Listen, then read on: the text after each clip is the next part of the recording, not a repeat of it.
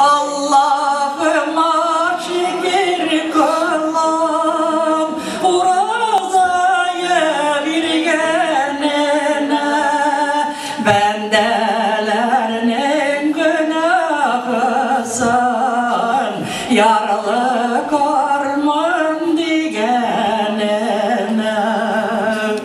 Kılayga gayşi bulganlar zikirde bulganlar ağlar şular belen bulur ece zikir eydik Müslümanlar La ilahe illallahu Muhammedur Resulullah Beyraminiz kutlu bulsun Tabınlarınız mol bulsun Künye şadlık dilep dursun Yalı keçemiz girilep tırsın Kartayabız demeyeli Menecetler kiliyeli Mecliste bizim Tatar halkının milletinin tili de, dini de, medeniyeti de, görüp adeti de,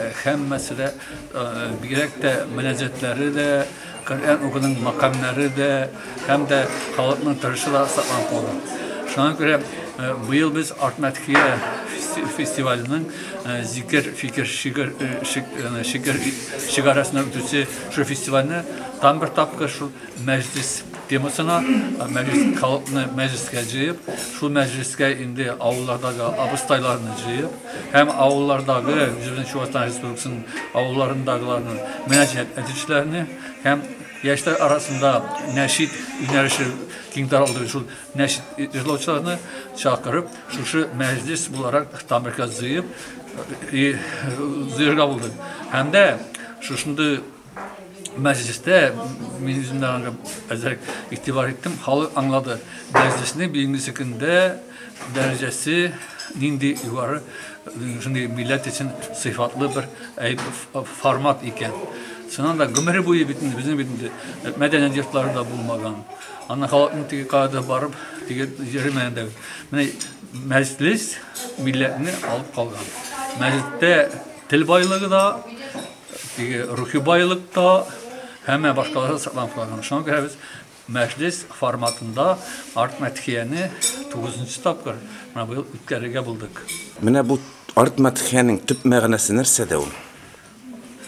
Biz bilindi Tatarlar, demek biz Müslümanlar, tabii bizim bilindi tip maksatımız bugünkü günge teki şeker ana kalıp bizim bar ütüçü Allah-u Teala'ya peygamberlerimizge zikir et. Zikirine bilindi halkımız bulay til bilen, dualar bilen tügül, binacetler, beyitler bilen de etken bitti. Hazreti neşitler. Şu medeniyetini, gadiyetini dağında kengeytirge, anın derecesini dağında halka anlatırga. Şunun için bizim Artmetkiye bitindi, bizi de bitindi. Xitay Tağala'ya metkiye degen söz, art dindi ol, yana til bilen degen söz bitindi, yanaça degen söz. Çünkü şu eyberini dağında birincisi yüzümüzün Respublika Tatar avullarında kübeyterge, taratarga degen söz.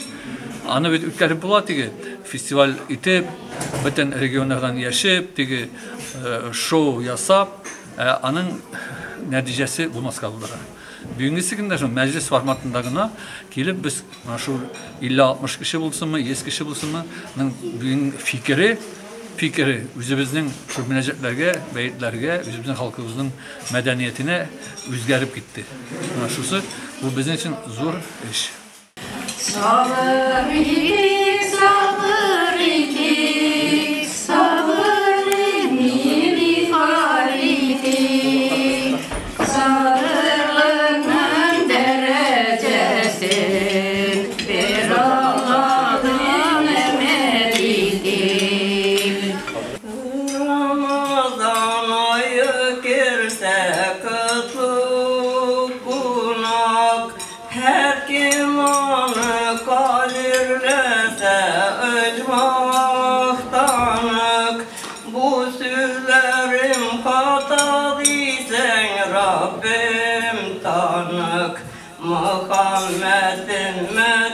sene mahi Ramazan. Resulümüz Medine'de yatıptır.